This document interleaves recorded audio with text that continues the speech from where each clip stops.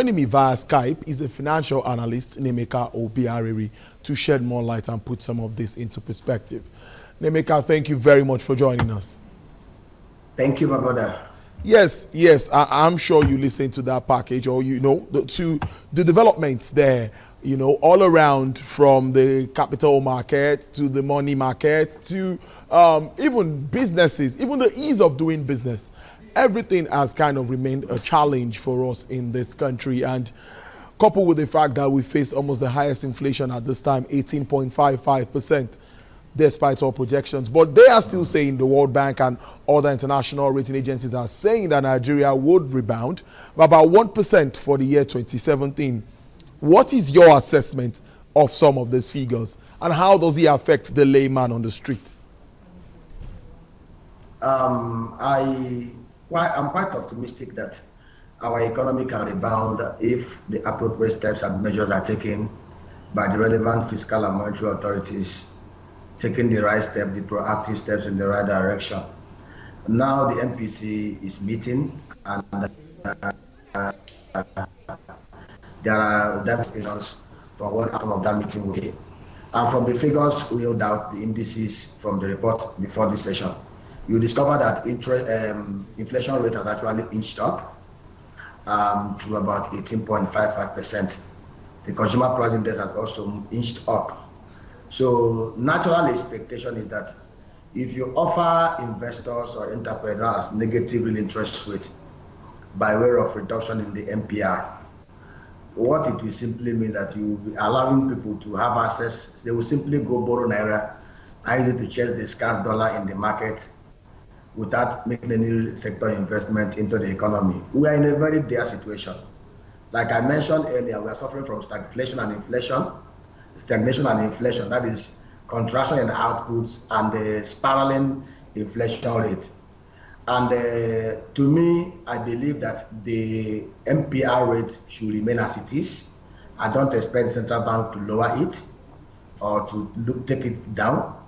I should also expect them to leave the cash reserve ratio at the rate it is today.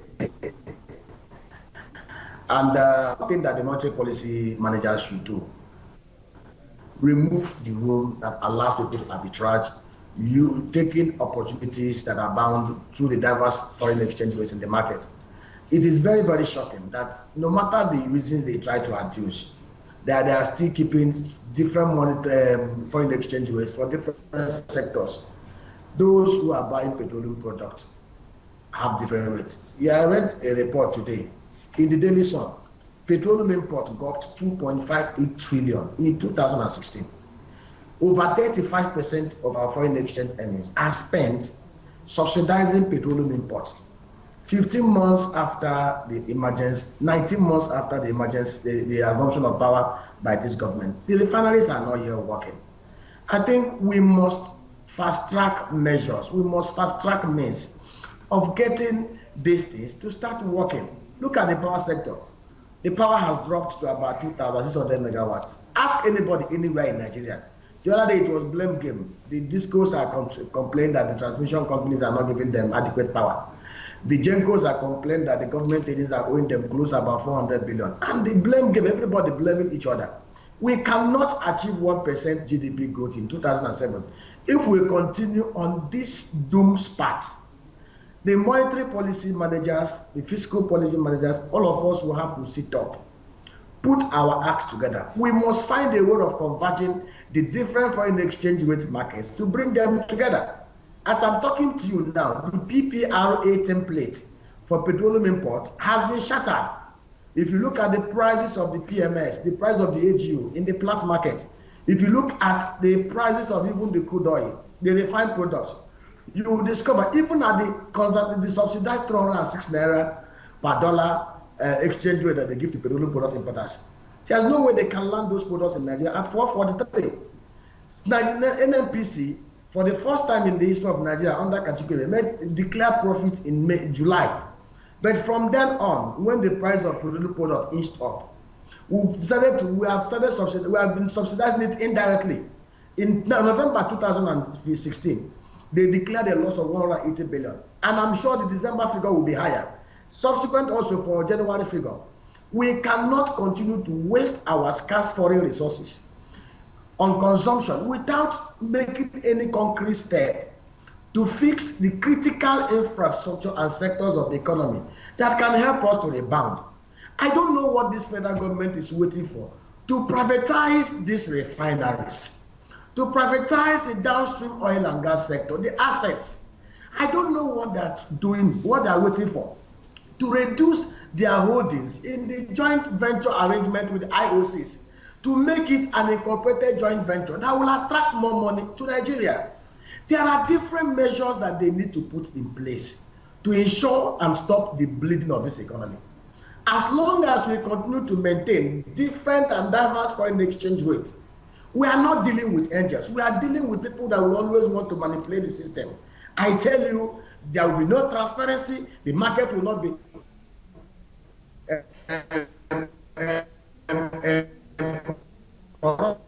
some people waited because of regulatory inefficiencies and regulatory flip-flops. Emeka, noted there now, talking about regulatory inadequacies and some flaws there, like you talked about, and very importantly, it's very important to note about this various kind of exchange rates which we operate. We have the budget rate, we have the bureau de change rate, we have the black market rate, we have fuel import rates, we even have the pilgrims rate, we have international rates cards, we have customs rates.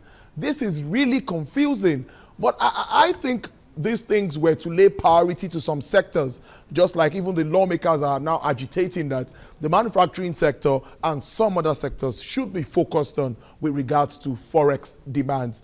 I think that should be a step in the right direction if there is sincerity. What do you think?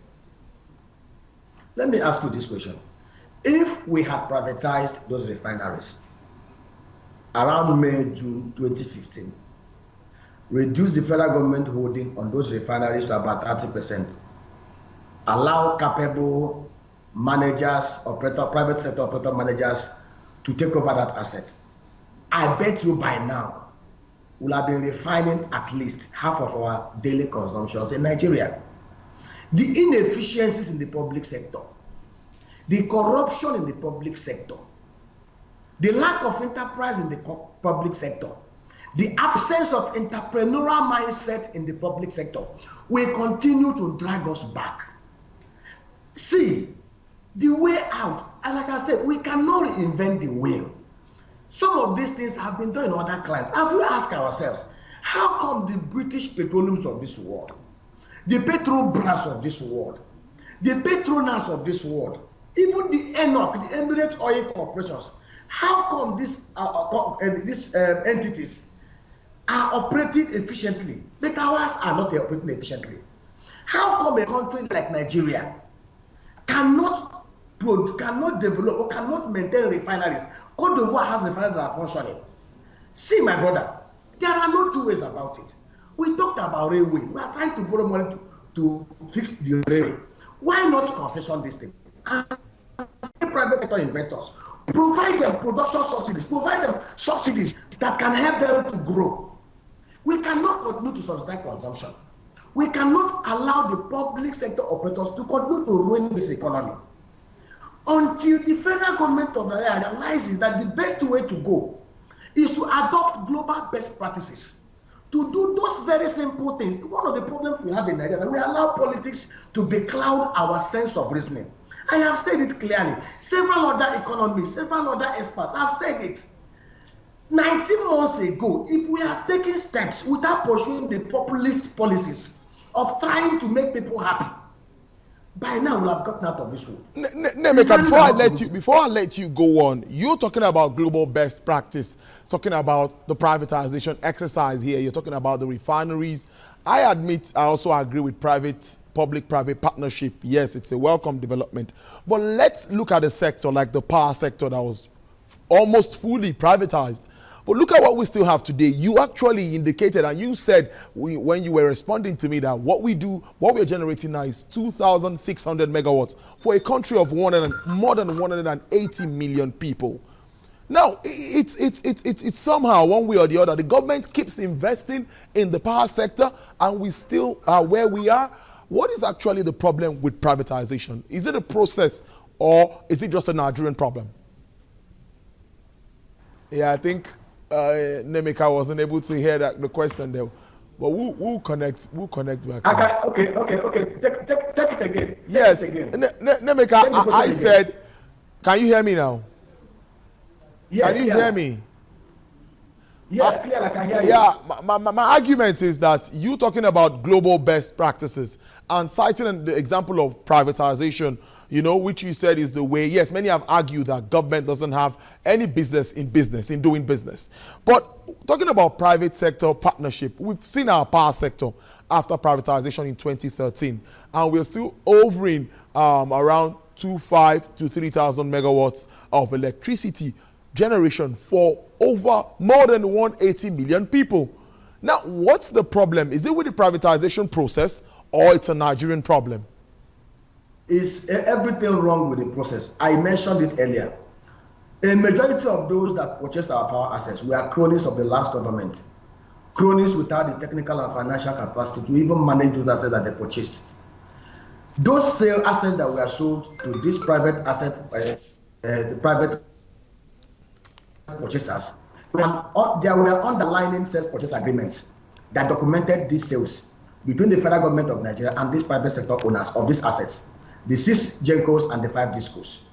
Now ask yourself this question. In 2013, when these assets were sold, there were agreements, ramp-up agreements. There were agreements that were entered into between the federal government and these power assets on how they can incrementally improve and increase power supply and distribution in Nigeria.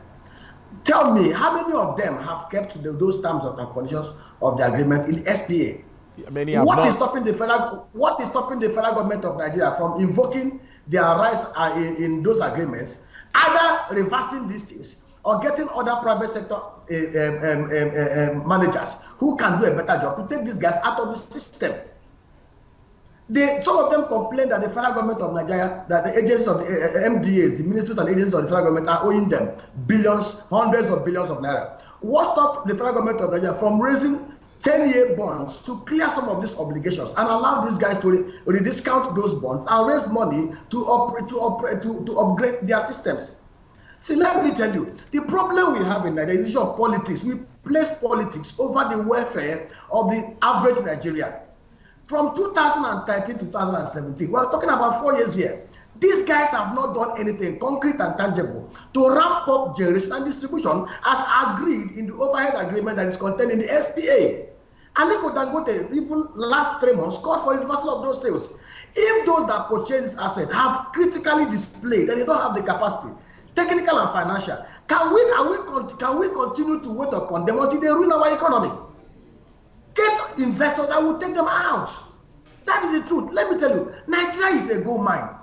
The power infrastructure deficit in Nigeria and the opportunities here, if you hand over those assets to those that have the requisite technical and financial capacity to run those assets, Nigeria will generate power, ramp it up to 10,000 megawatts and distribute it operationally. Enough is enough.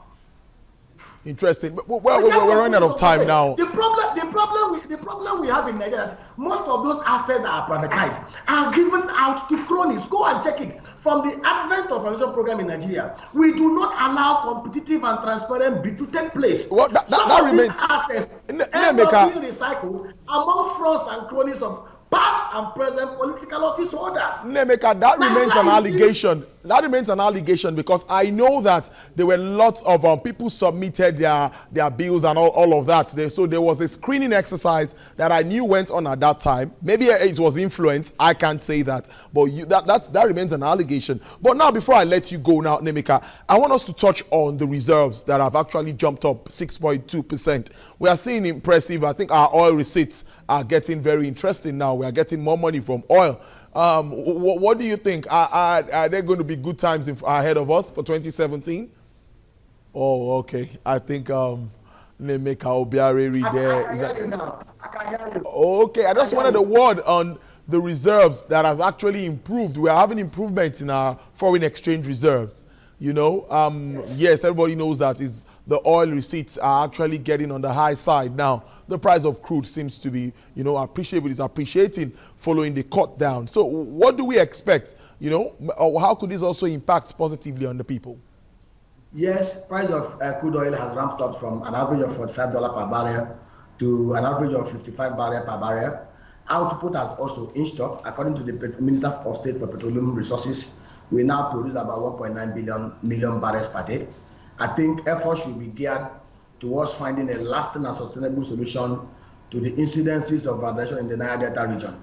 Like I've said it, we should go away from this option of offering Elysias and bribe to these guys and to create constitutional, legislative, and structured sustainable solutions to those problems. I've said it. The PIB is still lying waste in the National Assembly. The PIB should be passed. The provisions that involve the host communities, 10% to the host community, should be incorporated to provide them with the incentive to protect those gas pipelines. No army in the world can protect those gas pipelines except the indigenous of those communities decide and understand that they will benefit directly from the assets that reside in their towns, and then make up their mind to protect it.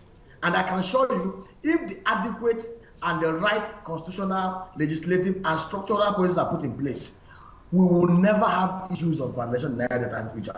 And we can actually produce up to 2.5 million barrels per day.